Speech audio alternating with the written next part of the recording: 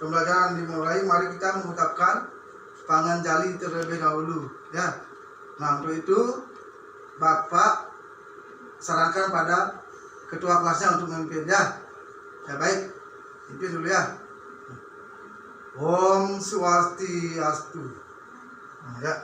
Nah, jadi untuk memulai pelajaran, nah jadi kita harus juga berdoa ya. Apa tujuannya? Supaya kita selamat ya. Nah, jadi doanya langsung Bapak pimpin ya. Om Awignam Mastu Nama Sidam. Om Sidirastu Kat Astu Swahu. Ya. Nah, baik. Nah, jadi sekarang Bapak langsung ke materinya ya. Nah, jadi sebelum materi, nah Bapak akan ajak kalian untuk bernyanyi dulu ya, supaya kalian bisa semangat untuk belajar. Nah, nanti kalian silakan nanti simak lagu Bapak ya, dengarkan. Jadi Bapak akan nyanyikan dulu ya. Yang pertama Bapak pimpin dulu ya. Nah, baik. Nah, silakan lihat di PowerPoint ini ya. Nah, sekarang dengarkan dulu. Nah. Punarbawa itulah samsara, lahirnya kembali ke dunia karena reinkarnasi yang disebut hukum karma pala. Itulah samsara, hidupnya berulang-ulang. Bagaimana anak-anak? Bisa dipahami? Ya, baik. Nah, jadi kalau begitu Bapak akan ulang lagi sekali ya. Nah, kalian tinggal mengikuti apa yang Bapak sampaikan ya. Nah, kali sekali ya. Nah, ulang ya. Punarbawa ya. Mulai. Punarbawa itulah samsara, lahirnya kembali ke dunia karena reinkarnasi yang disebut hukum karma pala. Itulah samsara, hidupnya berulang-ulang ya. Itu saja ya. Nah, baik. Jadi hanya itu bisa kalian pahami ya. Nah, jadi apa judul apa yang Bapak sampaikan tadi? Tentang apa? Ya, tentang punarbawa ya. Bagus. Nah, baik. Sekarang kita lanjut dalam pembelajaran, yaitu membahas tentang punarbawa ya. Nah, sekarang di situ ada tujuan pembelajaran. Nah, itu ya tujuan pembelajarannya. Yang pertama, siswa dapat mengidentifikasi ajaran punarbawa sebagai bagian serada. Nah, yang kedua, siswa dapat menjelaskan pengertian punarbawa. Nah, yang ketiga, siswa dapat menjelaskan hubungan antara punarbawa dan karma wasana. Nah, yang keempat, siswa dapat menjelaskan surga ciuta dan neraka ciuta sebagai bagian punarbawa. Nah, itu tujuan daripada pembelajaran ini ya. Nah, itu ada 4 tujuannya ya. Nah, sekarang lanjut lagi. Nah, di situ ada agama Hindu memiliki 3 kerangka dasar yang disebut dengan Tri Kerangka Agama Hindu. Nah, yang pertama itu tatwa, yaitu pengetahuan atau filsafat. Nah, tatwa atau filsafat itu meliputi 5 keyakinan yang disebut dengan Pancasrada. Ya. Nah, jadi yang berikutnya adalah susila. Nah, yaitu perilaku baik atau etika.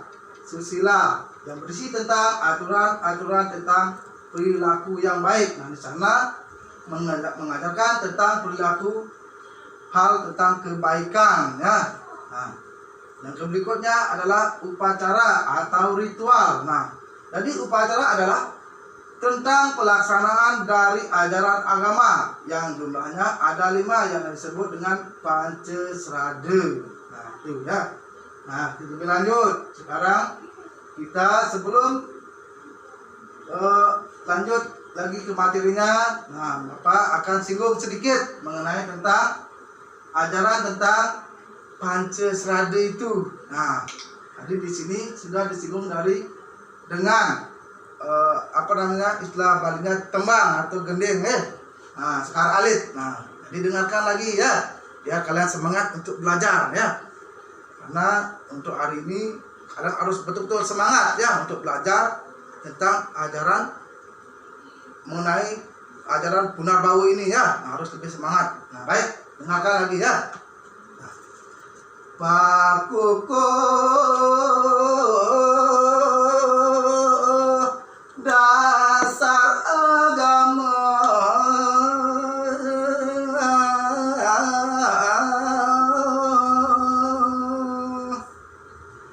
Pancasrada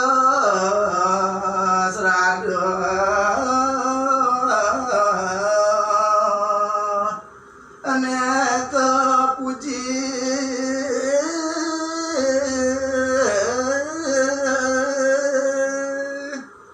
nah sane lelima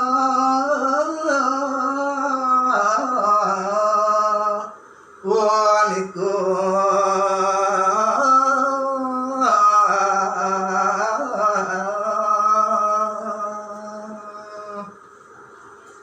Brahma sange apeng singge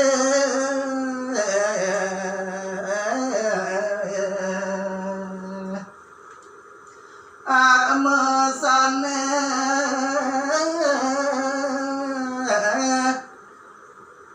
kapeng kale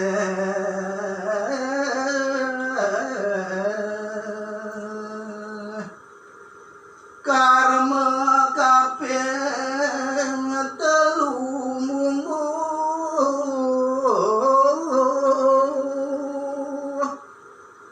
sama sarane kapeng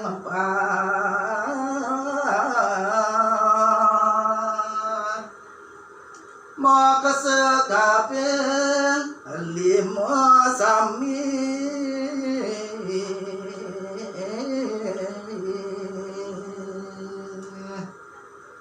buat sesuduk bapo jani mari tata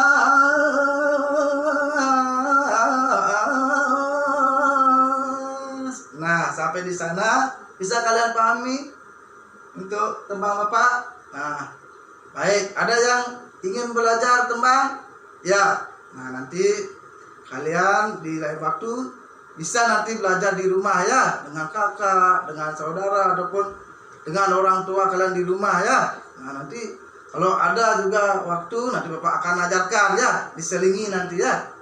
Nah baik, jadi karena kita masih dalam belajar, nah jadi kita lanjut dulu ke materi ini ya.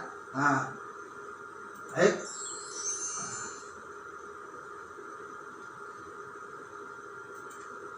Nah, di sana ada bagian-bagian Pancasrada ya.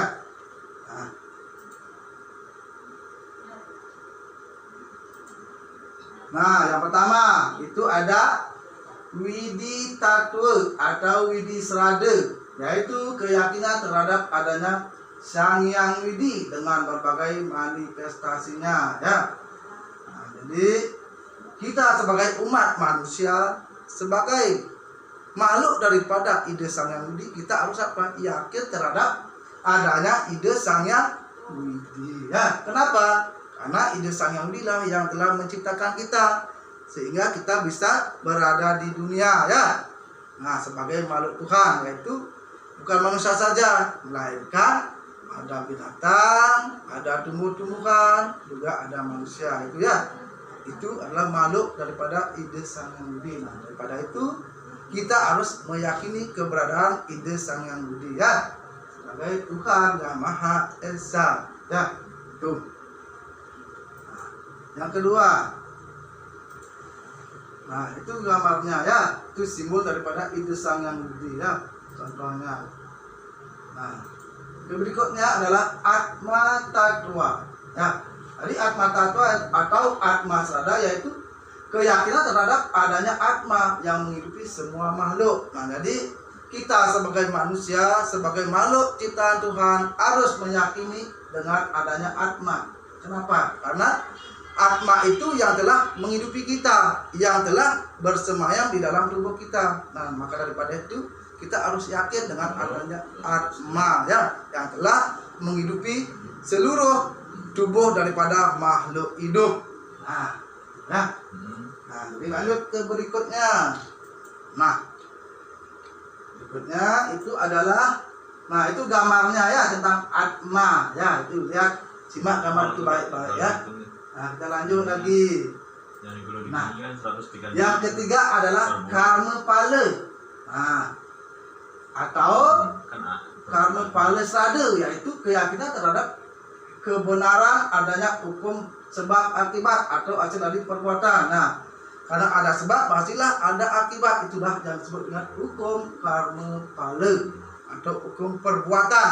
Nah, perbuatan itu bisa perbuatan baik juga perbuatan buruk. Nah, kalau perbuatan baik maka apa? Pasti akan mendapatkan hasil yang baik. Kalau perbuatan yang buruk pasti mendapatkan hasil yang buruk pula. Sama dengan kita halnya menanam jagung. Kalau kita tanam jagung pasti akan memetik jagung ya. Tidak mungkin kita menanam jagung akan memetik apa? Cabai ya, tidak mungkin, pasti jagung ya. Kalau kita berbuat baik maka apa? Hasilnya pasti baik. Ketika kita berbuat buruk maka hasilnya apa? Akan berbuat buruk pula ya. Itu. Bisa dipahami? Ya, bagus. Nah, itu yang ketiga dari bagian Pancasradanya ya. Nah, ini, nah itulah gambar daripada tentang karma pala. Ada berbuat baik, ada berbuat buruk ya, itu gambarnya. Nah, lanjut tentang punarbawa. Nah, punarbawa ini punarbawa tattva atau punarbawa srada yaitu keyakinan terhadap adanya kelahiran kembali. Nah, jadi yang keempat itu bagian daripada Pancasrada adalah tentang punarbawa yaitu lahir kembali. Nah, lahir kembali lah yang sudah Bapak singgung tadi dalam nyanyian, itu sudah jelas ya. Artinya kelahiran berulang kali ke dunia karena disebabkan oleh adanya hukum karma pala itu. Nah, seperti Bapak singgung tadi ya. Ketika karma kita baik, maka di dunia ini akan kita terima perbuatan yang baik. Ketika perbuatan kita yang terdahulu berbuat jahat, maka kita akan apa? Terima juga pada kehidupan yang sekarang ini. Nah, itu ya. Nah, itu tentang punarbawa, kelahiran kembali. Nah, lebih lanjut. Nah, itu contohnya tentang punarbawa. Itu tentang kehidupan ya. Akan kelahiran ke dunia ya.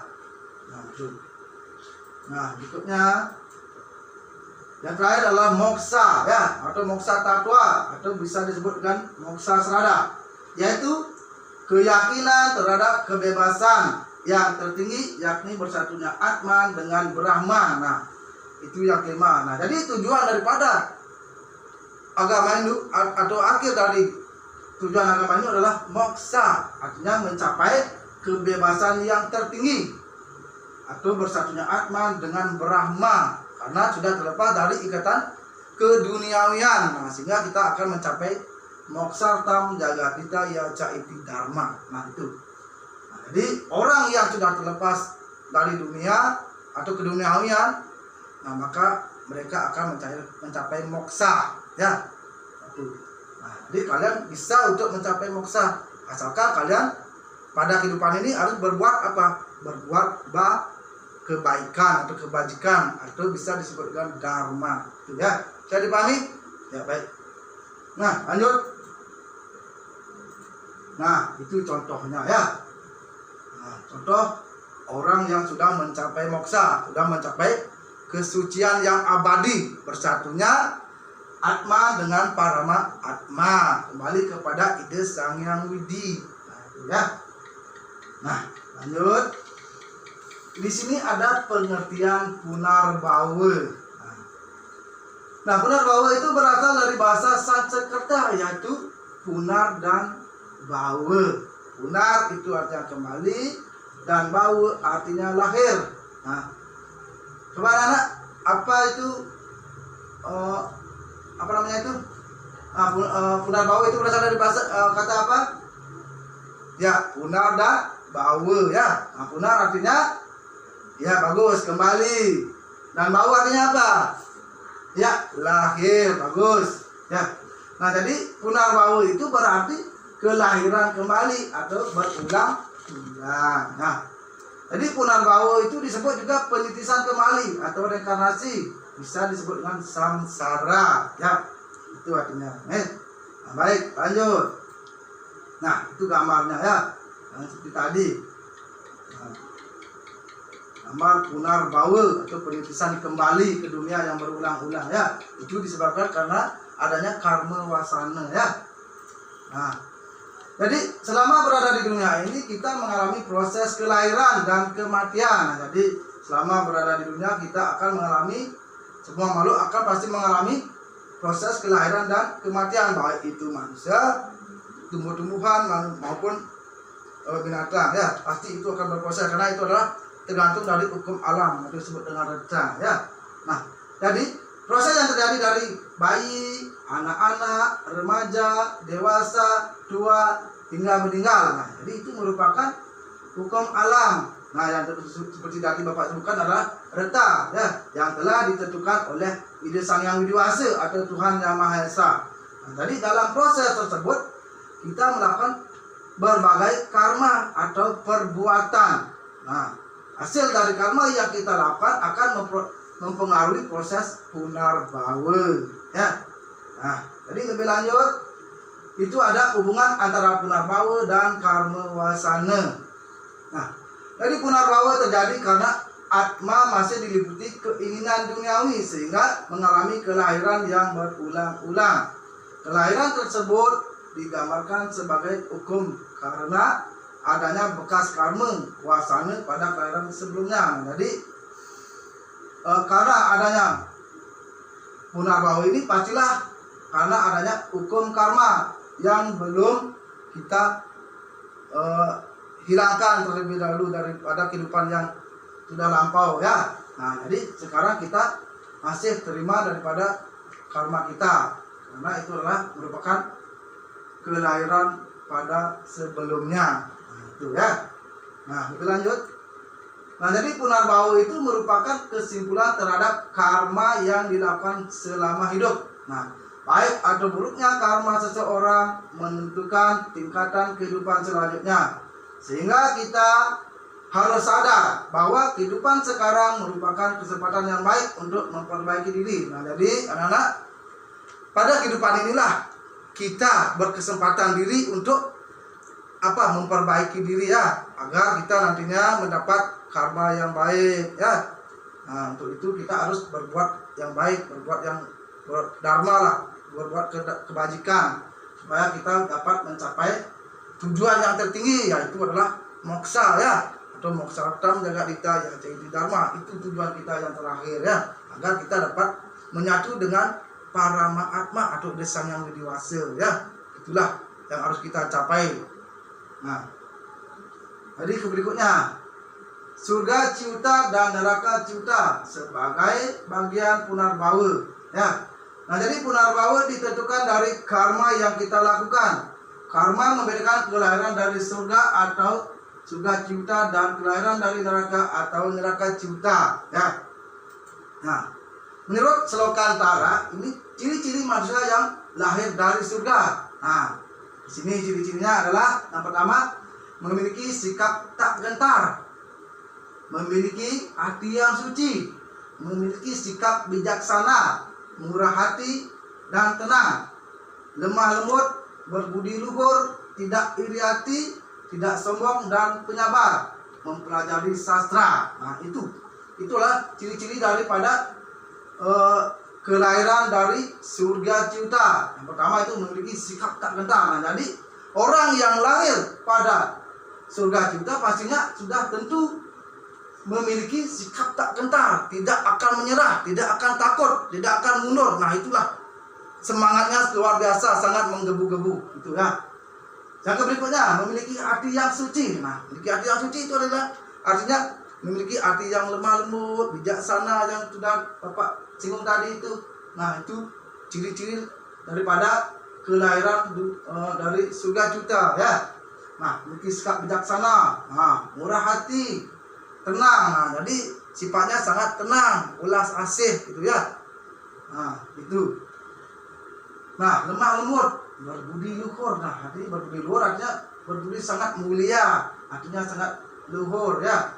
Tidak iri hati. Nah, tidak iri hati artinya tidak sombong. Nah, dan selalu sabar. Nah, jadi orang yang penyabar, menjadi orang penyayang, ya. Nah, itu karena beliau itu orang yang terlahir dari surga juta itu pastinya akan selalu mempelajari sastra-sastra daripada sastra Weda atau sastra agama. Nah, itu. Nah, yang berikutnya adalah menurut Slokantara, ciri-ciri manusia yang lahir dari neraka ciuta. Nah, bisu, tuli, buta, sakit jiwa, dan sakit ayang. Nah, itu ciri-ciri yang lahir dari neraka ciuta. Nah, bisu. Nah, bisu itu apa? Nah, bisu itu artinya tidak mendengar. Yang tidak mendengar itu adalah bisu itu adalah tidak bisa bicara. Nah, tidak bisa bicara itulah mulut, ya. Nah, jadi orang yang terlalu banyak karmanya terdahulu karena karma yang buruk, maka dalam kehidupan sekarang mereka akan terima sehingga menjadi orang yang cacat atau orang yang bisu. Nah, orang yang tuli berarti orang yang tidak bisa mendengar. Nah, itu orang yang tuli. Nah, orang yang buta lagi, ya. Nah, orang yang buta berarti tidak bisa melihat. Nah, tidak bisa melihat karena sudah dibutakan matanya. Bukan matanya saja, bahkan hatinya pun bisa dibutakan. Itu karena disebabkan daripada hukum karma pala, ya. Nah, itu ya. Yang berikutnya adalah sakit jiwa. Nah, sakit jiwa itu adalah menjadi orang yang gila.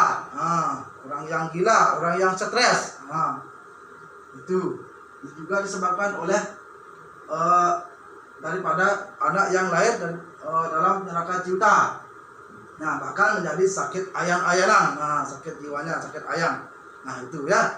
Nah, mudah-mudahan kalian semua itu tidak seperti itu, ya. Maka daripada itu Bapak sarankan kalian harus selalu berbuatlah yang baik, berbuat dharma supaya kita dapat mencapai surga. Nah, itu, ya. Nah, surga itu bisa dicapai bukan di akhirat saja. Surga itu bisa dicapai di dunia. Begitu juga sebaliknya, neraka bisa dicapai pada kehidupan sekarang, ya. Nah, itu juga disebabkan dengan hukum karma kita nanti, ya.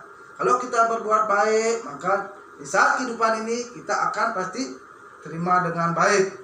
Jika kita berbuat jahat pada kehidupan ini, maka karma kita nanti akan bisa temukan nanti di sini, langsung di dunia ini, ya. Itu bisa dipahami? Nah, baik. Nah, jadi Bapak lanjutkan kembali, ya. Nah, baik, jadi sampai sekian dulu yang Bapak bisa sampaikan tentang materi tadi. Bisakah kalian pahami? Ya, baik. Nah, kalau bisa, nah, jadi Bapak akan kasihkan kalian tugas. Nah, jadi silakan nanti kerjakan tugas itu di rumah, ya. Nah, kerjakan di rumah. Dan nanti minggu depan kalian kumpul, ya. Kumpul lewat WA pribadi Bapak, ya. Bisa dipahami? Nah, baik, kalau bisa. Nah, jadi Bapak hanya sekian yang bisa sampaikan tentang materi tadi, tentang materi Punarbawa. Nah, jadi kalau sudah kalian pahami, nah, jadi Bapak akhiri dengan atau tutup dengan Parama Santi, ya. Om Santi Santi Santi Om. Ya, terima kasih.